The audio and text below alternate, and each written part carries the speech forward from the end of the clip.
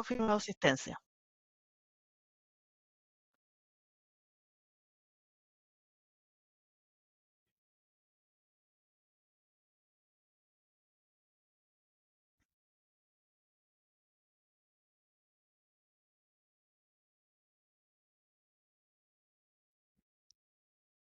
Bueno, ya tenemos quórum, entonces, para comenzar, doy la apertura para esta sesión del día miércoles 26 de noviembre, donde disponemos de como expositora tenemos la visita de la directora de la División de Derechos Humanos, embajadora Catalina Fernández Carter, que según la información que he recibido es egresada de la Universidad de Chile con una licenciatura en Ciencias Jurídicas y Sociales y también tiene estudios en una maestría en Derecho Internacional en la Universidad de Cambridge y actualmente desde 2022 eh, forma parte de la División de Derechos Humanos del Ministerio de Relaciones Exteriores, donde actualmente es la jefa de dicha división. Y con eso le agradecemos de que haya podido tener la disponibilidad de participar en este encuentro con nosotros, ya que los consejeros habíamos solicitado abordar algunos temas relacionados con el proceso de elaboración del informe periódico universal ante Naciones Unidas y también que nos pueda dar a conocer más información sobre las principales actividades de la División de Derechos Humanos. Le agradecemos su asistencia y le dejo la palabra, embajadora Catalina Fernández Carter, y yo creo que después de que usted haga su intervención podemos tener una rueda de consultas con los demás consejeros. Adelante. Bueno, primero que todo, muchas gracias por esta invitación. Me había tocado acompañarlos alguna vez antes en el COSOC cuando yo era jefa de uno de los departamentos de la división, cuando el director era el embajador Pascual, así que un gusto encontrarme con ustedes nuevamente. Sí, me plantearon que les interesaba el tema del examen periódico universal y también un poco conocer la labor de la división. Entonces, si quieren, puedo partir de lo más general y luego a lo más específico, que es lo del examen periódico universal. Voy a hacer una explicación más o menos general de los principales temas y, por supuesto, muy disponible para responder cualquier duda que pueda surgir. En términos generales, para que sepan, la División de Derechos Humanos que me toca encabezar tiene dos departamentos. Un departamento que se llama el Departamento Contencioso, que está a cargo de básicamente la representación de Chile en el marco de procedimientos de personas que básicamente demandan al Estado de Chile ante organismos internacionales de derechos humanos, principalmente la Comisión y la Corte Interamericana de Derechos Humanos. Hay otros mecanismos, pero el más usado por lejos es la Comisión y la Corte Interamericana. Entonces, ese departamento, como digo, está a cargo de esa representación, los escritos, los alegatos del Estado de Chile en esos procedimientos en que, como digo, personas alegan haber sido víctimas de vulneración a los derechos humanos, y por supuesto no es solo la labor de defensa del Estado, sino también muchas veces una labor asociada a reconocer la responsabilidad cuando corresponde y llegar a acuerdos con las víctimas, que es algo en lo que hemos avanzado, yo creo que de manera importante los últimos años. Ese es un departamento. Y el otro departamento que se vincula más con lo que ustedes preguntaron es el departamento multilateral. En realidad tiene un nombre bien largo. Se llama Departamento de Sistemas Multilaterales de Protección de los Derechos Humanos y Asuntos Bilaterales. Pero lo llamamos en cortito el Departamento Multilateral, que está a cargo de la representación de Chile en básicamente todo aquello que no es contencioso y todo aquello que tiene que ver con una dimensión más política de representación de Chile en espacios internacionales. Y ahí el grueso del trabajo está, por supuesto, en el Consejo de Derechos Humanos de Naciones Unidas, la Asamblea General de Naciones Unidas, la Asamblea General de la OEA, en lo específico de derechos humanos. Por supuesto, acá también hay otros equipos del Ministerio que ven otras materias que se discuten en esos foros. Toda esa representación también supone las obligaciones que tiene el Estado de Chile de reportar a distintos organismos internacionales cómo ha dado cumplimiento a las obligaciones que ha suscrito mediante tratados internacionales. Entonces, en general, el sistema multilateral, que es el segundo departamento, tiene obligaciones bastante frecuentes de reportabilidad. Básicamente lo que se busca es que si un Estado ratifica un tratado, eso quede sujeto a este mecanismo de revisión en que cada cierto tiempo el Estado pueda dar cuenta cómo ha implementado ese tratado, cuáles han sido los avances, pero también las brechas, y pueda recibir recomendaciones de cómo mejorar aquello que todavía está pendiente. Y en esa función específica de reportabilidad, porque también el Departamento Multilateral hace otras cosas, nosotros también, para darles un ejemplo solamente, participamos en la representación de Chile respecto de discusiones de otros países. Por ejemplo, Chile tiene que votar la resolución sobre la situación de derechos humanos en distintos países del mundo. Eso también lo ve el Departamento Multilateral. Pero me voy a enfocar en lo que se respecta a la reportabilidad, que es lo que Chile ha hecho, ¿cierto? Nosotros tenemos que rendirla ante organismos internacionales. Y ahí yo diría que hay dos grandes mecanismos. Uno es el examen periódico universal y otros son los vinculados con cada tratado en particular, porque los 9 tratados de derechos humanos de Naciones Unidas, que Chile los ha ratificado todos, todos tienen un sistema de reportabilidad. Cada cierto tiempo va variando un poco. Naciones Unidas además ahora está enfrentando una crisis de liquidez bien relevante, lo que ha retrasado varios de estos procesos, pero típicamente en un periodo que va entre 5 y 10 años, así de amplia es la variación, Chile tiene que presentar un informe ante un comité respectivo, dando cuenta cómo ha implementado el tratado, tiene que entregar cierta información, la sociedad civil también entrega información, hay una audiencia que se llama un diálogo constructivo con el comité y Chile recibe recomendaciones y el ciclo empieza de nuevo. Y algunos años después Chile tiene que volver a presentar un nuevo informe, haciéndose cargo de esas recomendaciones. La más reciente de estas, por ejemplo, fue en septiembre de este año, cuando tuvimos un diálogo constructivo ante el Comité de Derechos Económicos, Sociales y Culturales, que está a cargo del tratado de ese mismo nombre, el Pacto Internacional de Derechos Económicos, Sociales y Culturales, en que habíamos mandado el informe antes y ahora nos tocó el diálogo y luego vamos a tener que volver a mandar un informe en unos años más y luego un diálogo y así, etc. Y el examen periódico universal, que es particularmente sobre lo que se me convocaba, tiene bastantes elementos comunes con lo que acabo de describir, pero tiene la particularidad de que no está enfocado en algún tratado en particular, porque todos los otros comités es de ese tratado, cómo hemos implementado el Pacto Internacional de Derechos Económicos, Sociales o Culturales. O antes de eso, el examen que tuvimos el año pasado, tuvimos dos de hecho, el Comité para la Eliminación de la Discriminación contra la Mujer, que es ese tratado, o el Comité de Derechos Humanos, que es un tratado en particular. El examen periódico universal, o EPU, aborda todas las obligaciones de derechos humanos de los estados, no está enfocado en un tratado, de hecho incluso podría abarcar tratados que no sean propiamente de Naciones Unidas, podría ser la Convención Americana sobre Derechos Humanos, el Acuerdo de Escazú, por ejemplo. Y además tiene una cuestión que es interesante, que es universal en el sentido de que todos los países de Naciones Unidas deben someterse a revisión. Cada más o menos entre 4 y 5 años hay un examen, hay un nuevo ciclo.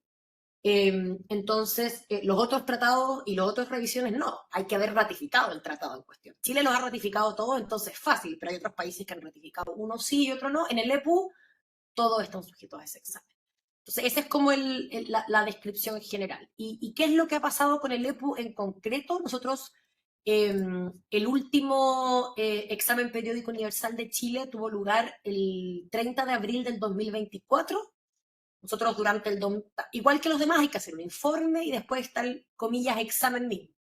El informe lo entregamos a principios del 2024, durante 2023 estuvimos trabajando en elaborar ese informe, de hecho hicimos varias actividades con sociedad civil en 3 regiones distintas y una virtual. Hicimos una en Santiago, en Valparaíso, en Puerto Montt y la virtual.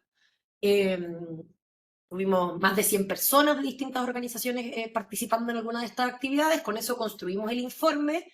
Como estos son ciclos, responde un poco de lo del ciclo anterior, más los nuevos desafíos.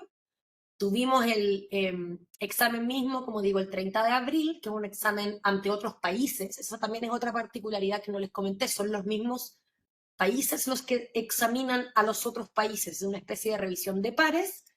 Entonces, tuvimos, como digo, esa revisión de pares el 30 de abril y en ese contexto Chile recibió una serie de, perdón, una serie de recomendaciones sobre las más diversas materias. Como digo, no está enfocado en alguna temática en particular.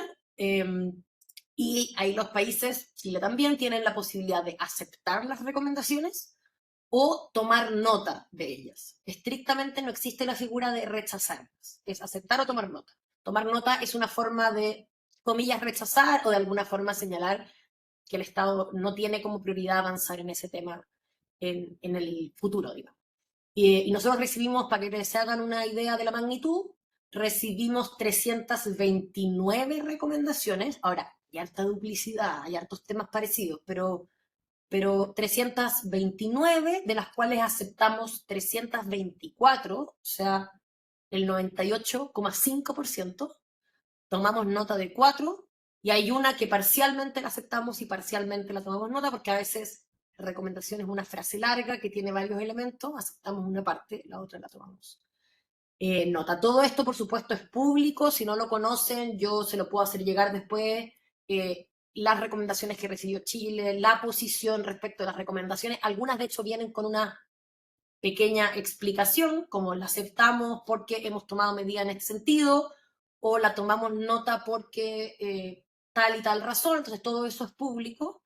Y ahora, ¿qué es lo que viene en adelante? En estricto término, el Estado de Chile va a estar obligado a presentar su siguiente informe en una fecha que aún no está definida, pero es posible presumir que va a ser o finales del 2028, sí, perdón, finales del 2028 o principios del 2029. Y ahí todo esto de nuevo, informe del Estado en que tiene que básicamente informar cómo ha implementado las recomendaciones que ya aceptó, qué desafíos ha tenido, porque de repente hay algunas que se esperaba poder implementar o no se ha podido, o incluso también al revés. A veces algunas la tomamos nota, de hecho eso pasó bastante en el anterior ciclo. Recomendaciones que habíamos tomado nota, igualmente las cumplimos, y ahí uno reporta eso, y de nuevo hay un examen donde el Estado vuelve a presentar y vuelve a recibir recomendaciones y así, digamos, un ciclo continuo.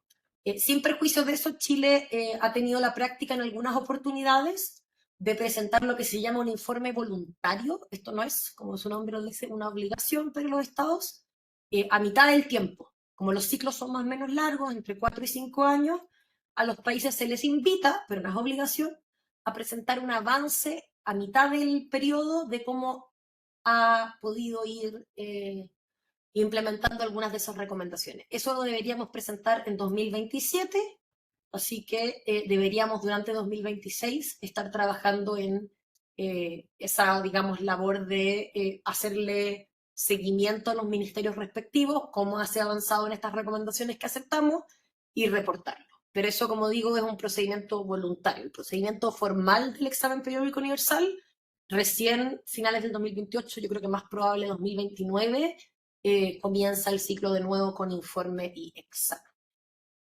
Esa me gustaría terminar ahí porque sé que les entregué harta información y quizás tienen dudas más específicas o quizás algo que respondí, o sea, que expliqué no se entendió. Entonces, de repente abro la palabra y si surgen más dudas puedo profundizar en cualquiera de los temas que abordé. Muchas gracias. Muchas gracias, embajadora. Me tomo la libertad de comenzar una pregunta más específica en relación. Interesante el tema este del informe voluntario. Me parece una muy buena forma de, a mitad de tiempo, ir proyectando, digamos, las líneas de trabajo, como está haciendo. Yo trabajo en salud pública aquí en Suecia y una de mis palabras preferidas es la implementación, un tema tan difícil pero tan básico en todo lo que es gestión pública.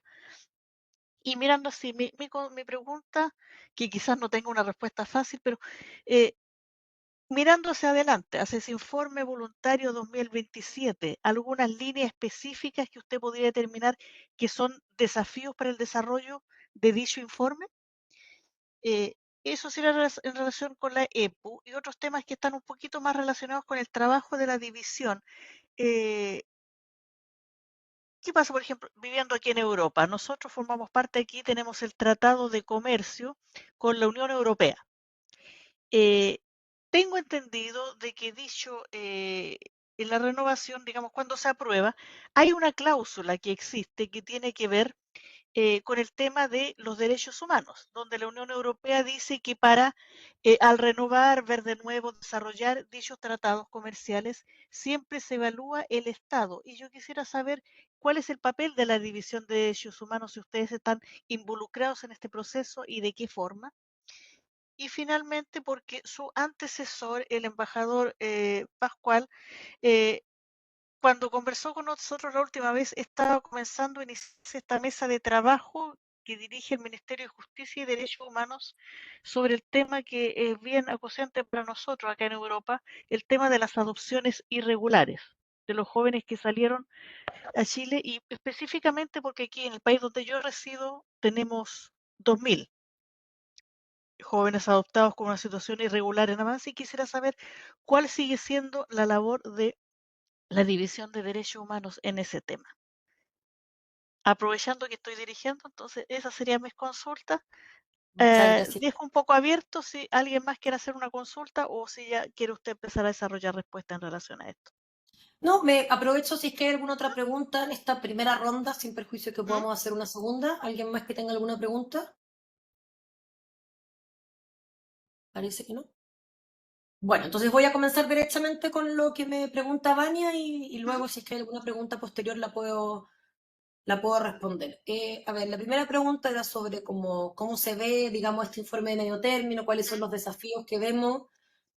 Yo creo que hay dos como formas o dos aspectos en la respuesta. Lo primero es el desafío que quizás puede parecer de menor importancia, pero no lo es, que es el reporte. Es cómo uno logra que las instituciones te den cuenta de cómo han avanzado, sobre todo considerando primero la magnitud de las recomendaciones, más de 300. Hay cierta, como yo les decía, duplicidad, y también considerando que tenemos varias fuentes de recomendaciones. Yo les decía, el EPO es una, pero cada uno de los 9 tratados de Chile que ha ratificado también tienen procesos de revisión y ahí también surgen recomendaciones, no tengo el número, pero también son bastante significativas. Nosotros además hemos tenido visitas al país de distintos organismos internacionales que también hacen recomendaciones, entonces frente a este enorme volumen de recomendaciones, a veces es difícil siquiera sentarse a reportarlas porque requiere bastante trabajo. Sobre eso tenemos algunos avances que no son específicos del EPU, pero que podrían ayudar, que es que estamos en proceso y tenemos toda la intención de que quede instalado en los meses que restan de esta administración, lo que se llama la Comisión Coordinadora del Seguimiento de las Obligaciones Internacionales, y su plataforma de apoyo, que es el CIMORE, el Sistema de Monitoreo de Recomendaciones. Muy brevemente, la Comisión Coordinadora es una entidad que ya existía, se creó en el 2006, pero que había caído en desuso hace algunos años, que como su nombre lo indica, es una comisión interministerial e interinstitucional, porque también están instituciones como, que no son ministerios, como el Poder Judicial, por ejemplo, el Ministerio Público, en que es como un espacio de reunión para identificar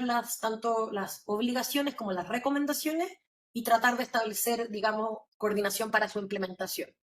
La idea es que eso permita hacer una labor quizás más fina entre identificar duplicidades, identificar áreas prioritarias de trabajo, de nuevo, con un volumen de, no sé, 800 recomendaciones, es inevitable que hay que priorizar, vamos a partir por acá, vamos a agrupar todas estas, vamos a trabajar de esa manera. Entonces la comisión coordinadora, nosotros la reformamos, los procesos en la administración a veces son un poco lentos porque estuvimos durante el 2023 y el 2024 trabajando en actualizar el decreto que crea esa comisión. Eso recién salió después de todo el procedimiento administrativo, se publicó recién a principios del 2025. Tuvimos una primera sesión de bastante alto nivel, lo que fue una buena noticia, encabezada por el ministro Van Claveren y con participación de varios otros ministros o subsecretarias. Ese no va a ser el día a día del funcionamiento de la comisión, no siempre uno necesita la máxima autoridad, a veces un perfil técnico es suficiente, pero creo que ese alto nivel dio cuenta de la importancia de establecer esta coordinación. Y estamos ahora en el establecimiento de las reglas de trabajo, y por eso yo les decía, queremos dejar todo eso listo antes de que se acabe. La comisión ya existe, en el fondo ya está el decreto, pero estas cuestiones requieren reglas de funcionamiento y un montón de plazos y convocatorias, etcétera, que es lo que estamos tratando de cerrar, ojalá durante el mes de diciembre, de hecho. No sé si lo vamos a lograr, pero ese es mi ideal. Y en paralelo esto va a tener una plataforma informática que se llama el CIMORE, significa Sistema de Monitoreo de Recomendaciones, que es una plataforma web que es originalmente de Paraguay. Paraguay nos cedió también su uso. La pueden googlear si quieren ver cómo funciona la paraguaya, que básicamente es una plataforma donde están todas estas recomendaciones subidas y las instituciones públicas van reportando su implementación de manera más periódica y también con más transparencia a la ciudadanía. Entonces, también esperamos que eso nos ayude para cuando tengamos que hacer un informe del EPU o cualquier otro informe, tener ya esa información previamente subida a una plataforma. Yo les decía, estos ciclos son súper largos, a veces son 5 años, 6 años, 8 años, a veces ha pasado no solo uno, sino dos gobiernos. Entonces, es bien importante tener un trabajo más regular, al menos a nivel interno, de que los organismos responsables, no sé, tengan que reportar, esto no está todavía establecido, pero, por ejemplo, 2 veces al año, cuál es el avance para que no pase que pasan 8 años y recién 8 años después decimos, ah, había una recomendación que, no sé, quedó perdida entre el universo. Entonces, ese, a propósito del desafío, ese es un gran desafío, pero creemos que este trabajo de la comisión, por una parte, y esta herramienta informática, esperamos, nos ayuda a hacerlo al menos un poquito más sencillo. Y el segundo desafío es más sustantivo, ¿cierto? Sobre los avances en las recomendaciones. Y acá lo pueden mirar después, pero las recomendaciones van bastante en la línea de los desafíos que sabemos que nuestro país tiene. O sea, yo creo que no hay eh, siempre hay alguna un poquito más extraña, pero en general las recomendaciones que recibimos van bastante en la línea de los debates incluso que tenemos a nivel interno sobre los principales desafíos que tiene el país en materia de derechos humanos.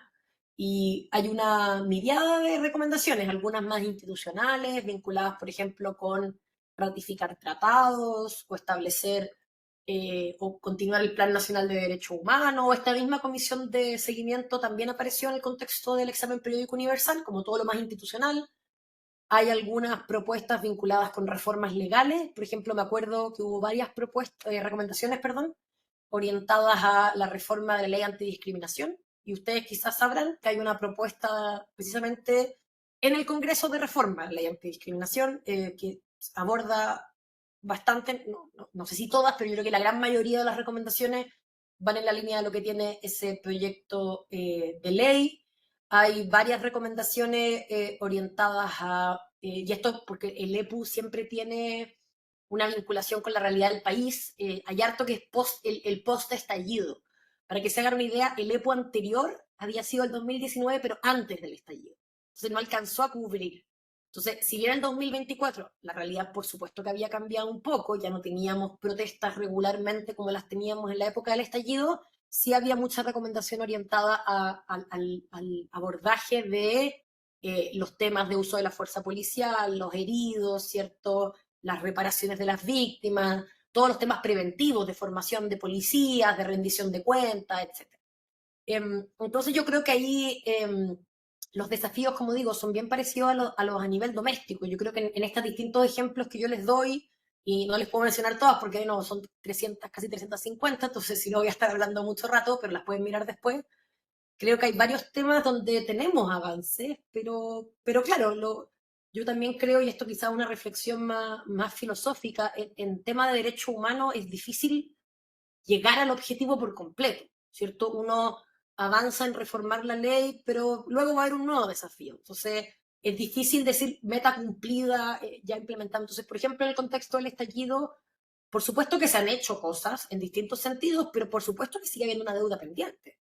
Y probablemente esos van a ser, o sea, hemos avanzado en modificación de la legislación, hay un proyecto de ley sobre reglas de uso de la fuerza, hemos avanzado en capacitación de las policías, hemos avanzado, pero también hay temas que están pendientes. Entonces, yo creo que eso va a ser un desafío y yo creo que al menos hemos intentado de manera muy transparente y por supuesto el rol que cumplimos en tanto Estado uno tiene que dar cuenta de los intereses del Estado, pero también hacerlo, como digo, reconociendo las brechas. Nosotros, al menos en el contexto del EPU y de otros exámenes entre organismos internacionales, hemos dicho, mira, hemos avanzado en todo esto, pero reconocemos que está pendiente estas otras materias. Yo creo que el estallido va a ser, y por un tiempo quizás más una cuestión pendiente de no solo cómo abordamos lo que pasó, cómo evitamos que se repita, y otros temas que sabemos que siempre son complejos, personas privadas de libertad, es un tema que siempre es objeto de recomendaciones, en el EPU,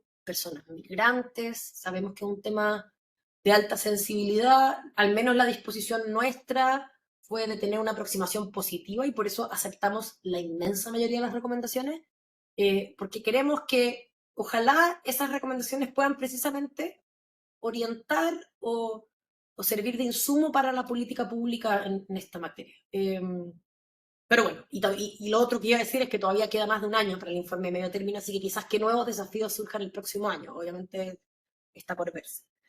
Sobre lo segundo, sobre el tema con la Unión Europea, lo que les puedo decir bien en concreto es que en el marco de, eh, ¿cuál es el nombre? La sigla es AMA, Acuerdo de Modernización Avanzado, creo que es. Sí, Sí, gracias. exacto. Es que yo no soy experta en esos temas. En el marco del AMA, que está ahora en lo que se llama la aplicación provisoria, uno de los acuerdos de ambos países es tener un diálogo anual sobre derechos humanos. Esto es algo que ya venía en acuerdos anteriores, pero que se ratifica en el AMA. Entonces, todos los años, y la próxima va a ser, les digo de inmediato la fecha, creo que como el 15 de diciembre, el 16. El 16 de diciembre vamos a tener nuestro nuevo diálogo de derechos humanos con la Unión Europea, que es un espacio de diálogo bilateral, donde se discuten ciertos temas que las partes de común acuerdo eh, consideran relevantes en el marco de su relación bilateral, pero enfocado específicamente en derechos humanos. No se abordan otros temas en ese diálogo. De hecho, la parte chilena está encabezada por mí en calidad de la directora de Derechos Humanos. La parte europea está encabezada por la embajadora de Chile ante la Unión Europea, pero también están conectados remotamente autoridades de la Unión en materia de derechos humanos y las distintas embajadas, por supuesto. Y básicamente es una presentación de ambas partes sobre los distintos temas, entonces vamos a estar abordando distintas materias con eh, instituciones nacionales. Va a venir un tema que, por ejemplo, se va a discutir, hay otros que todavía estamos cerrando, pero es todo el trabajo de la Comisión Presidencial para la Paz y el Entendimiento y cómo ustedes saben que salió el informe, pero ahora hay que implementar las recomendaciones, entonces ese es uno de los temas que la Unión Europea quiere saber, cómo está, y les vamos a contar y también ver cuáles son las oportunidades de colaboración con ellos en esta materia, porque de hecho varios países de la Unión y la misma Unión hicieron una labor de como acompañamiento al proceso de la Comisión Presidencial. Entonces, ese diálogo va. Ahora, esa es la instancia, digamos, formal, una vez al año. Es una reunión larga, vamos a estar toda la mañana, creo que como 4 horas conversando distintos temas, pero eso es sin perjuicio, por supuesto, de una serie de otros intercambios permanentes que tenemos. O sea, nos toca con cierta regularidad tener conversaciones formales o menos formales con la Unión respecto a temas de derechos humanos, de colaboración en instancias internacionales, etc. Y lo tercero, que es lo de adopciones, sí, lo de adopciones, a ver, la Cancillería tiene una función por ahora un poco más acotada, porque la función de la Cancillería en este momento, a propósito del trabajo de nuestros consulados en distintas partes del mundo, está enfocada en colaborar con las autoridades domésticas, sobre todo con los tribunales de justicia. Acá hay un ministro en visita que está investigando esto, los presuntos delitos o crímenes vinculados con las adopciones irregulares, y ese ministro en visita en ocasiones tiene que hacer diligencias fuera de Chile, porque tiene que tomar muestras o tiene que contactarse con personas que están fuera del país. Y en eso nuestros consulados apoyan bastante, tienen que cada cierto tiempo reciben la solicitud del ministro en visita para hacer gestiones, no sé, en X país, contactar a una persona, se han hecho incluso tomas de muestra de material genético para esos efectos.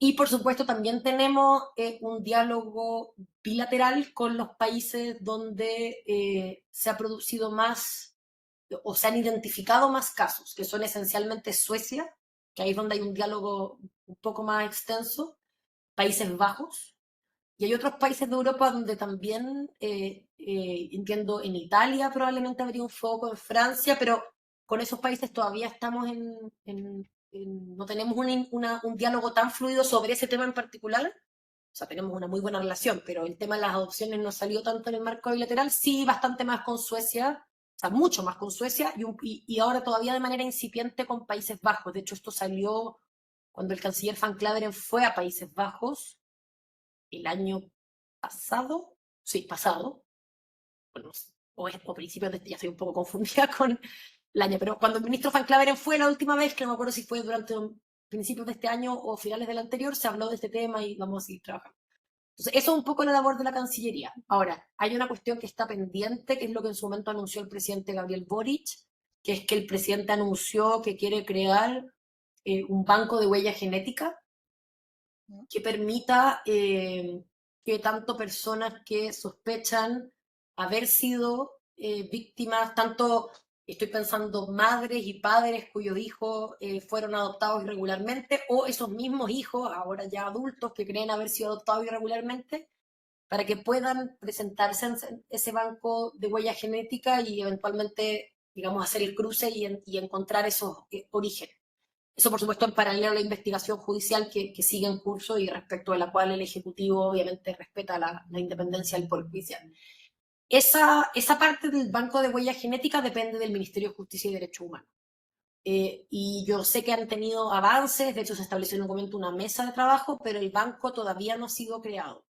Ustedes sabrán que también hay una discusión en este momento presupuestaria bien relevante. Yo creo que probablemente el futuro de ese banco va a depender también de los recursos que se asignen en el marco de la actual discusión de la ley de presupuesto. Entonces, mientras eso no exista, el rol de la Cancillería va a ser un poquito más como reactivo. En el fondo se pide algo, por supuesto se colabora, pero, por ejemplo, la Cancillería en este momento no puede ser proactiva en el sentido de pedirle a las personas que vayan y se tomen material genético porque no habría contra qué cruzarlo, como para identificar quiénes podrían ser sus padres o madres.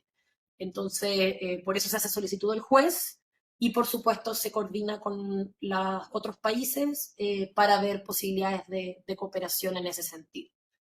Así que nosotros, como digo, estamos súper disponibles. Allá hay distintas divisiones de la Cancillería. Por ejemplo, todo esto de los consulados más bien lo lleva la Dirección General Consular. Eh, los temas bilaterales dependen en algunos aspectos de la división regional, que es la división de Europa, y en algunos aspectos de nosotros de la división de Derechos Humanos. Pero a pesar de estas diferencias, estamos súper coordinados en avanzar todo lo que se puede. De hecho, hace como un mes, yo creo, la subsecretaria eh, no, no, antes. Pero yo también hace poquito, yo incluso recibía a algunas organizaciones de Suecia que estaban preguntando y estamos súper disponibles para apoyar en lo que se pueda, pero hago presente que esta otra definición doméstica de lo que anunció el presidente que no recae en la Cancillería. Entonces vamos a estar súper disponibles para colaborar con el Ministerio de Justicia cuando eso se establezca o cómo se establezca, o si no es así, pero es de otra manera parecida, bueno, por supuesto, muy disponibles para colaborar, para que también muchas personas puedan obtener información sobre su origen. Creo que con eso respondí las preguntas en lo principal, Vania, pero cualquier pregunta de seguimiento tuya o de alguien más del Consejo, estoy disponible. No, muchas gracias por las explicaciones y las aclaraciones sobre distintos temas. Dejo abierto a alguien más que quiera hacer alguna consulta a la embajadora.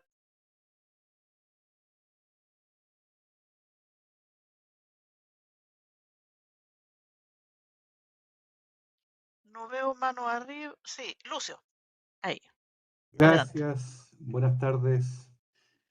La verdad es que pedí la palabra nada más que para que la embajadora no se quede con la idea de que el tema no nos interesa, pero debo agradecer de sobremanera porque en realidad se entregó toda la información y yo tenía un par de cositas que fueron eh, respondidas antes de preguntar en la presentación de la embajadora, pero también en la respuesta a lo que muy bien planteaba Vania. Así es que no me quedan preguntas al respecto.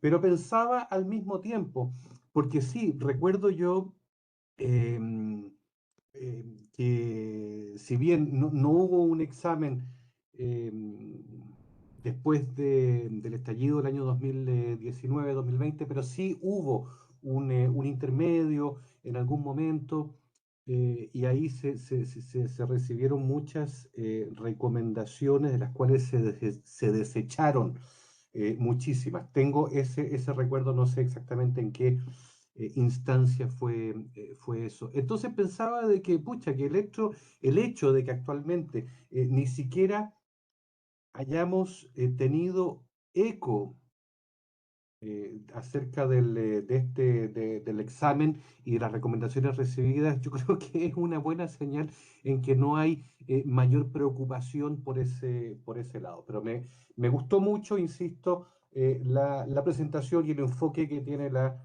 embajadora con la División de Derechos Humanos y el informe de Chile y las recomendaciones. Así es que muchísimas gracias.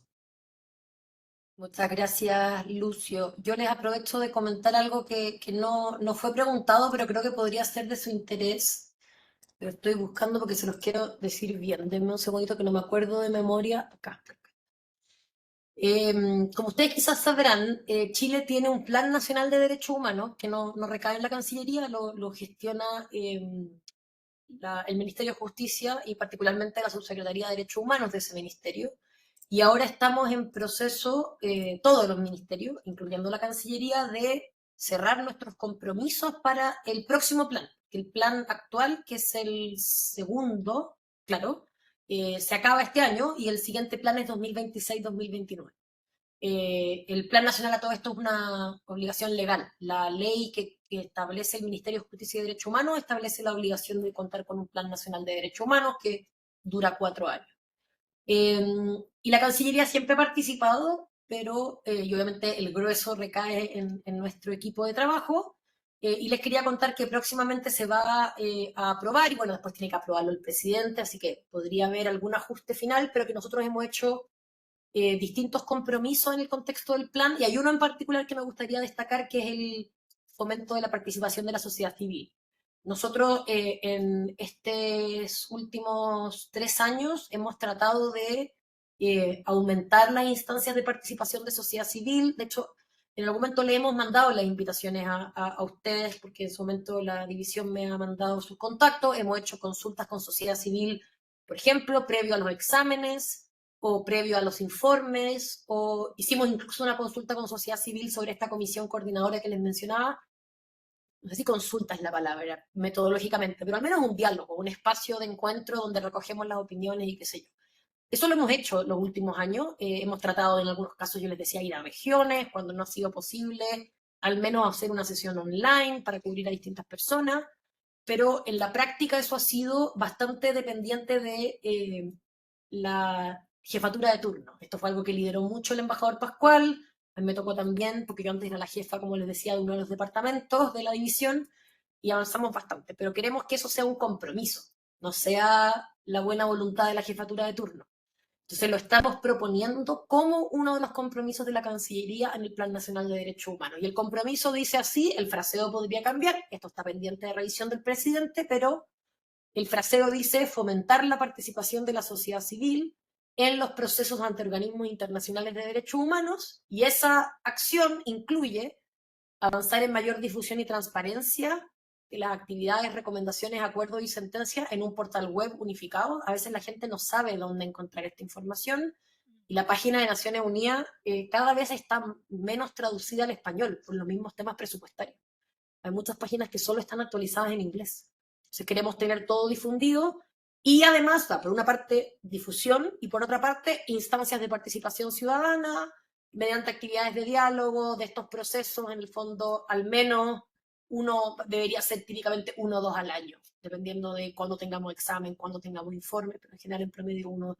Eso no es solo el EPU, les digo, son todos los mecanismos internacionales. Entonces, puede ser que esto todavía no se aprueba, esta es la propuesta nosotros, igual ya pasó varias revisiones dentro de la Subsecretaría de Derechos Humanos, así que yo pienso que si cambia, probablemente cambiará poquito, pero es importante que ustedes, como el Consejo de la Sociedad Civil de la Cancillería, sepan que ese compromiso, esperamos empezaría a estar vigente el año 2026, así que exíjanlo, pues, exijan esos espacios de participación que estamos comprometiendo ya, como digo, ojalá no como una cuestión asociada a la buena voluntad o la disposición de los equipos, sino como una cuestión más sistemática. Además, no sé si conocen el Plan Nacional de Derechos Humanos, pero también hay que estar, hay una página web con la actualización, entonces si es que esto no se hace, va a haber que reportar que no se hizo y por qué. Entonces también son al final instancias adicionales de participación y de supervisión para que la sociedad civil pueda aprovechar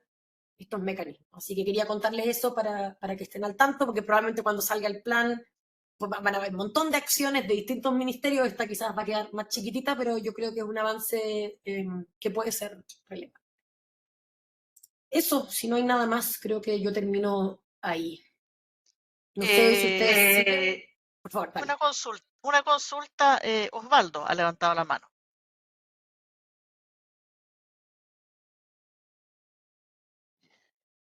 Ya, más que una consulta, yo creo que una reflexión. Insisto, uno desde lejos está muy pendiente de la realidad en Chile. Y uno que le interesan los temas de derecho, principalmente el tema de derechos humanos, yo creo que lo tiene claro, pero como consulta me gustaría saber si hay alguna recomendación en el área educativa, ¿ya? Y a propósito de lo que mencionaba la embajadora, relacionado con que está disponible en la página web. La gente que le interesa el tema se mete en el tema y busca y se instruye. Pero hoy día en Chile yo siento que hay una gran resistencia a esta materia por parte de una población que no entiende lo que son los derechos humanos, y creo que eso perjudica el desarrollo del mismo tema, digamos. Y me preocupa de sobremanera de cómo, porque entiendo que se están haciendo esfuerzos para que sean compromisos del Estado, ¿no es cierto?, que sean independientes al poder administrativo de turno, pero me preocupa que pueda venir una administración muy pronta que quiera borrar con el codo todo lo que se ha avanzado en esta materia.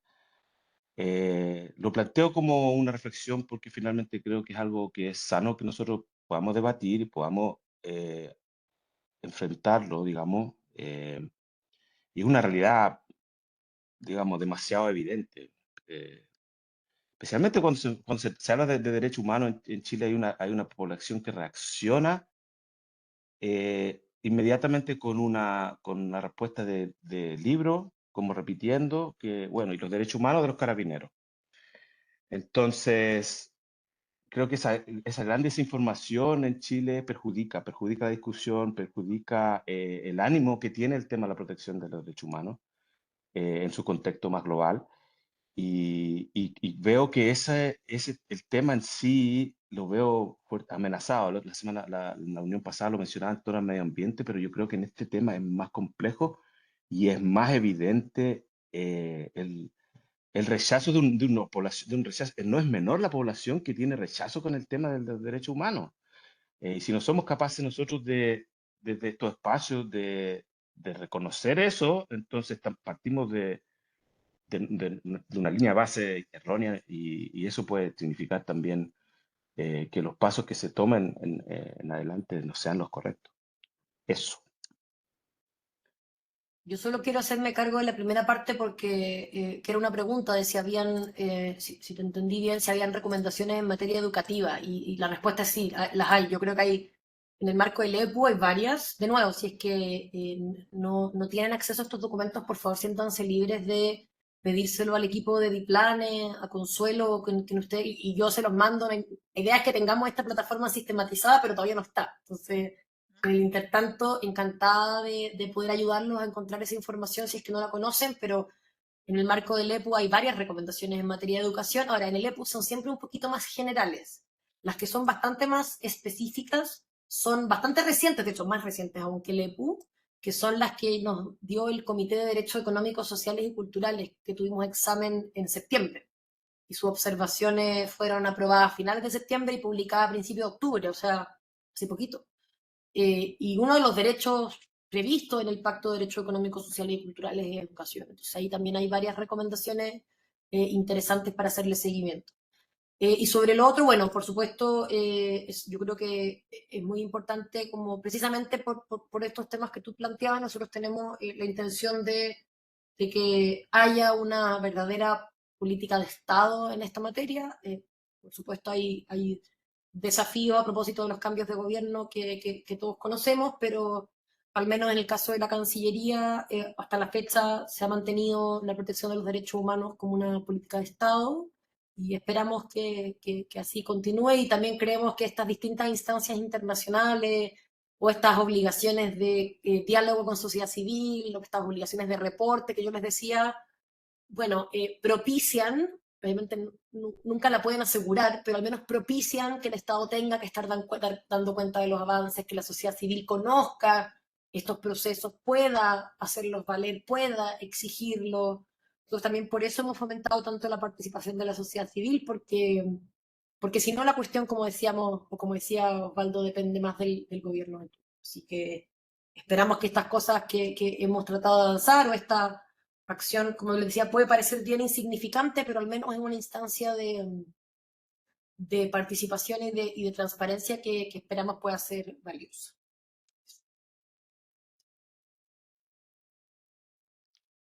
Muchas gracias. El tiempo pasa como siempre, hemos estado entretenidos, ha sido pero una muy buena, amena, un buen intercambio de información y también de nuestras preguntas y respuestas.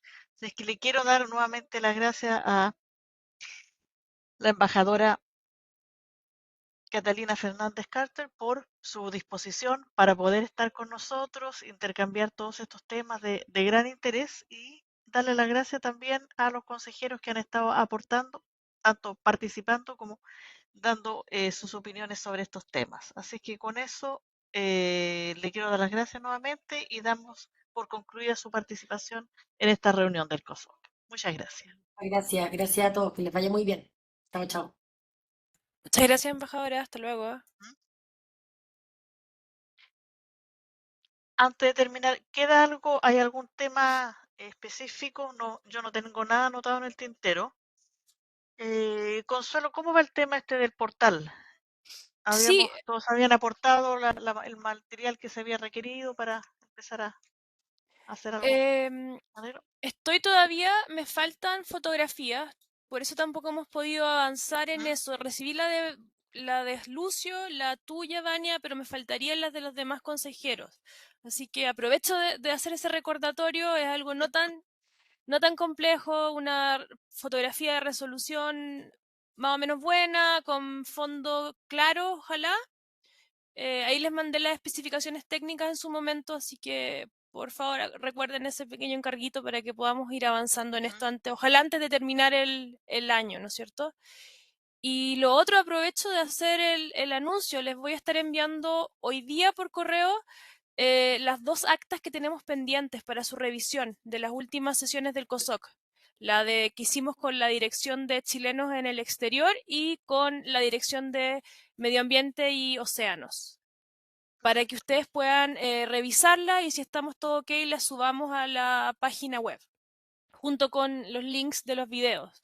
Que a todo esto sé que tengo pendiente solucionar el tema del hipervínculo, porque si ustedes se van a YouTube, los videos están funcionando. El tema es que el vínculo hacia los videos desde la página de participación está caído. Y eso es lo que tenemos que solucionar.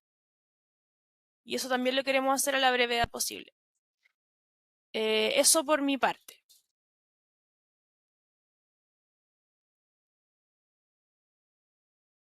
Bueno, con eso estaríamos, sí, Maximiliano.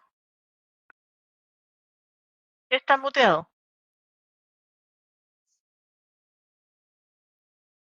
Sí, estoy muteado, ahí está. ¿Ahí me Ahí escuchan? está. Sí. Sí, mira, yo quería una cosa que a lo mejor difiere de lo que se está hablando acá, pero yo creo, a mí me parece que es importante. Yo mandé a Vania, le mandé una nota que yo había hecho, que he hecho circular respecto de las últimas elecciones que han habido en Buenos Aires y respecto al consulado de la ciudad de Buenos Aires. Me hubiera gustado que se hubiera transmitido en todos lados. Por una razón, nosotros hemos tenido una historia consular bastante triste en Buenos Aires y se han modificado las situaciones. Se ha modificado el COSOC, se ha modificado la actitud de los cónsules, se ha mejorado los distintos desarrollos. Entonces, yo quería hacer notar esta nota que envié, un saludo que le mandé a la cónsul Andrea Concha, viendo el buen funcionamiento del consulado en esta tarea. Pero no por decirlo así, ¿cómo se diría vulgarmente? No soy un chupamedia, no, no es eso. Sino que lo que quiero decir es que nosotros tenemos la capacidad de poder criticar bien o mal la actitud de los funcionarios públicos hacia la colectividad chilena en el exterior. Y eso hay que hacerlo notar, por muchas razones. Una razón importante para los chilenos, por lo menos acá en Buenos Aires, es la importancia que la gente venga a votar.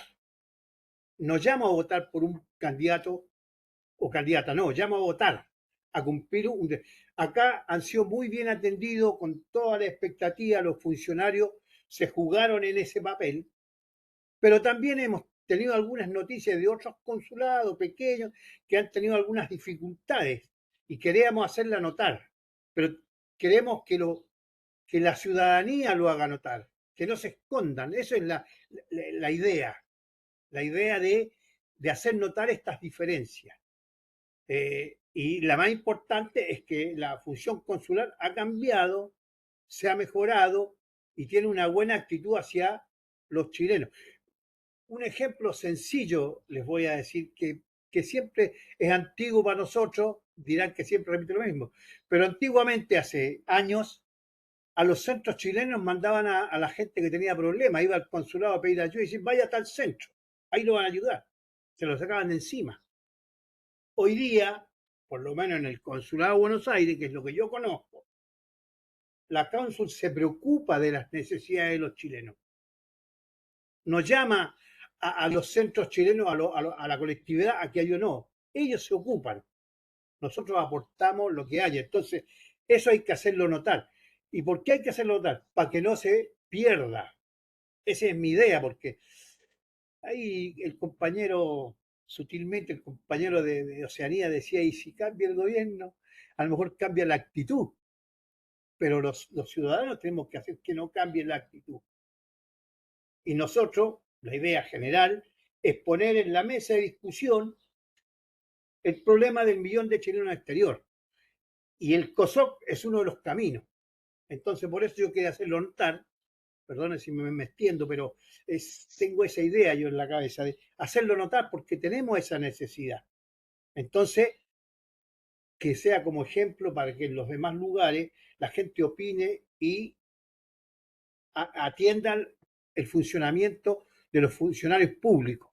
Buenos, malos, medianos, se puede mejorar, podemos ayudar, podemos aportar. Eso para no extenderme más, compañero. Muchas gracias, Maximiliano. Lucio, también habías pedido la palabra. Sí, gracias. Tenía dos comentarios y dos preguntas, Ahí. pero Maximiliano me obliga a hacer un tercer comentario. Sí, yo creo que en cada elecciones o cambio de gobierno en Chile, siempre tenemos la esperanza de que sea aún mejor la relación del Estado con el 1.200.000 compatriotas que se encuentran fuera del territorio nacional. No solamente desde un punto de vista de asistencia o de preocupación por la persona directamente, sino también por el aporte que tiene, que puede dar ese 1.200.000 personas al país. Entonces, siempre esperamos que sea mejor, que vayamos avanzando en ese camino.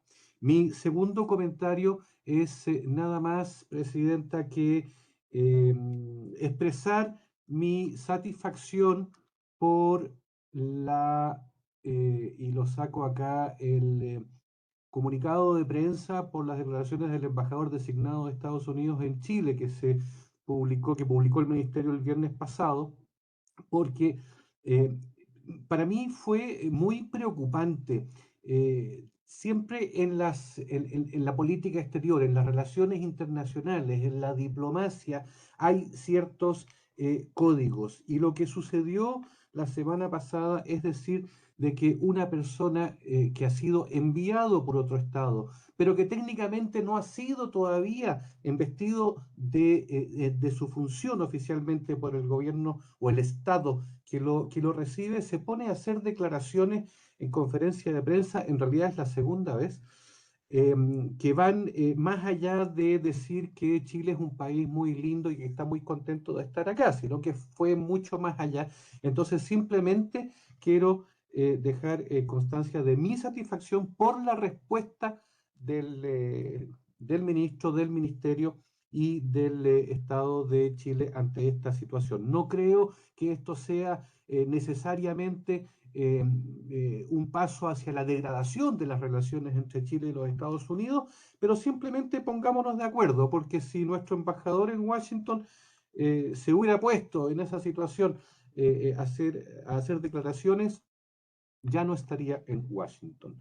Y con eso, dos preguntas, voy por la segunda primero porque era también sobre el sitio, entonces me doy por respondido. Y la segunda, sobre la cual no quiero o no necesito respuesta inmediata, pero sí, por favor, que no nos olvidemos, es la actualización del reglamento que vimos, ya casi empezamos a verlo hace un año atrás y que incluso fue anunciado en el informe de la cuenta pública participativa como que se había aprobado en el primer semestre y resulta de que me parece que hasta el día de hoy no hemos visto nada. Gracias, presidenta. Sí, Lucio, justamente era un tema que lo tenía anotado, pero antes de que nos conteste Consuelo, Osvaldo también tenía algo que comentar. Sí, cortito, era la inmensa alegría que sentimos desde acá de Australia hacia los compañeros de Buenos Aires que su gestión consular haya mejorado.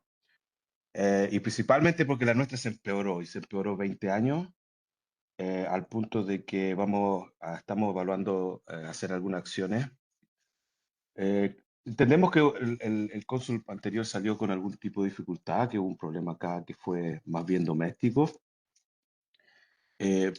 Por otra fuente entiendo que también él podría estar pensando en hacer ciertas acciones legales porque también en cierta medida se le perjudicó su carrera. Déjeme hacer la aseveración aquí responsable. El cónsul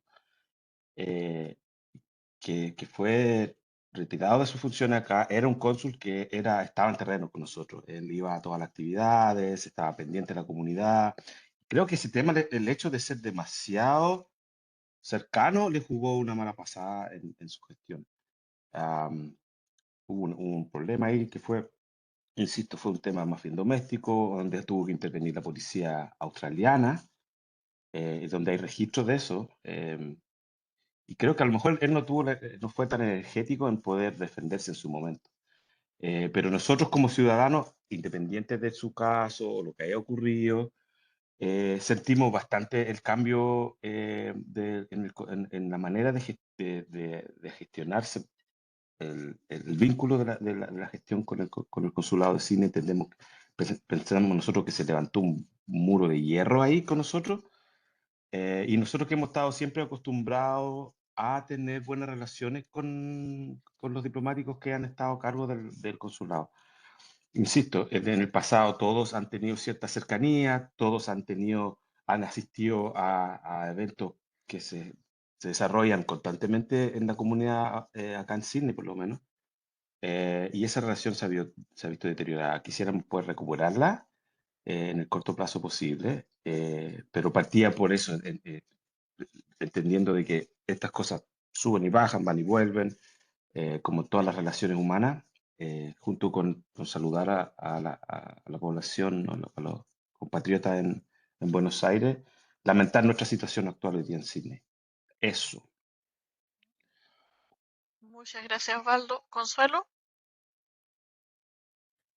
Sí, gracias a los comentarios de ambos, de Lucy y de Osvaldo. Tomemos nota de todo lo que tú dices, especialmente Osvaldo. Yo creo que es importante también hacer llegar estas opiniones quizá a la dirección que es la que le compete, sería la división de ICOEX de la comunidad chilena en el extranjero. Así que yo te insto también, si es que ya no se ha hecho antes, si nos puedes hacer llegar alguna cosa quizá por escrito que podamos remitirles. Lo mismo, las felicitaciones más bien la opinión positiva que tú manifestaste por escrito, Maximiliano, es bueno también siempre hacerlo llegar a la DICOEX para que también se recojan esas buenas prácticas y se puedan replicar. Así que si tú tienes esa nota de la que hablaste y todavía no la han hecho llegar a la DICOEX, yo puedo fácilmente transmitirlo. Y en lo que se refiere a lo que menciona Lucio, es algo que también nosotros tenemos súper presente, está en análisis en la dirección jurídica, pero igual nos surge a nosotros la duda hoy en día, y es que con el cambio de gobierno que se va a venir, es muy probable que se publique una nueva norma general sobre participación, como se ha hecho en gobiernos anteriores, y ahí tendríamos que volver a pensar en hacer ajustes al reglamento. Entonces, estamos en esa disyuntiva de que se apruebe el reglamento ahora y luego salga una nueva norma de participación y tengamos que reiniciar el proceso. Entonces, eso es algo que también me gustaría como conversar con ustedes, si ustedes tienen ideas al respecto.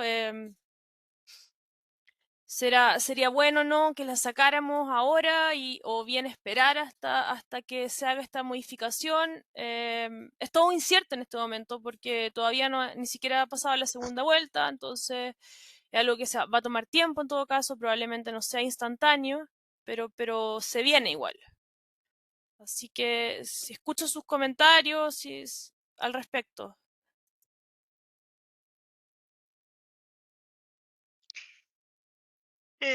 Un poco difícil comentario así, como decimos acá en el 11º minuto del término casi de la reunión.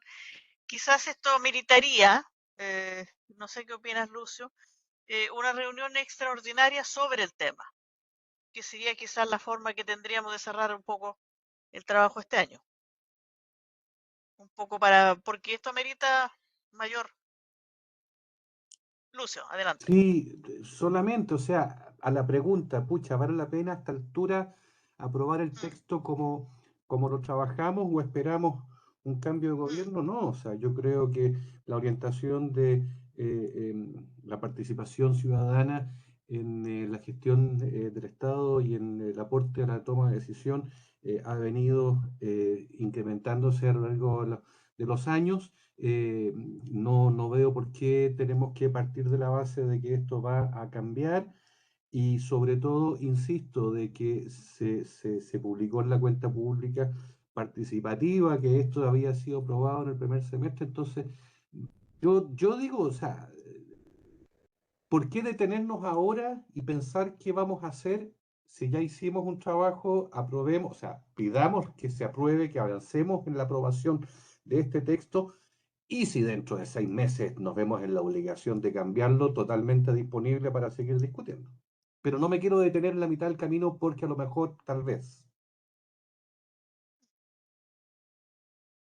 Entonces, sería bueno entonces quizás abordar este tema en una reunión extra programática en la cual podríamos, digamos, definir una aprobación por parte nuestra, digamos, de esto para que pueda salir. Pues yo considero también de que se ha hecho un trabajo, hay un avance, y en base a tener eso, digamos, corroborado por parte de los consejeros, si es necesario modificaciones posteriores adelante, se verá. Pero considero también de que es bueno poder cerrar este ciclo, que, que lo desempeñamos, en el cual nos esforzamos, hay todo un trabajo y sería bueno dar un término con esto. Eso, Sí. nadie más está pidiendo la palabra. Consuelo. Sí, gracias. Le agradezco mucho también las opiniones, Lucio y Vania. Las recogemos. En cuanto al tema de el informe de cuenta pública participativa, nosotros ya solicitamos que se hicieran los cambios porque hay ahí efectivamente un tema de un error de hecho, que en el fondo lo indica que se realizó el cambio y efectivamente eso ya se solicitó que se modifique para que refleje la realidad, y es que hoy en día no hemos todavía llevado a cabo la actualización. Eso independiente de que sigamos el camino de la actualización y que eso se apruebe, va a quedar reflejado en el informe de este año que estamos en proceso, pero todavía no se ha sacado ese documento. Eso solo para clarificarlo. Y eso nomás. Entonces estamos atentos a la programación de esa reunión extraordinaria, Vania, y yo les voy a tener más información al respecto sobre este proceso. Le Ya. agradecemos en todo Entonces, caso. vemos un poco fechas tentativas nosotros por el grupo WhatsApp y retomamos el tema. Siento la necesidad de dar término a la reunión porque mi esposo es diabético y tiene servida la cena, así que le está empezando a bajar su glicemia, así que me tienen que disculpar. Pero gracias por una muy buena reunión participativa. Seguimos en contacto. Chao, chao. Chao, gracias. Chao, que estén bien. Chao, Chao, chao. chao. Un abrazo a todos. Chao, muchas gracias. Eso con esto.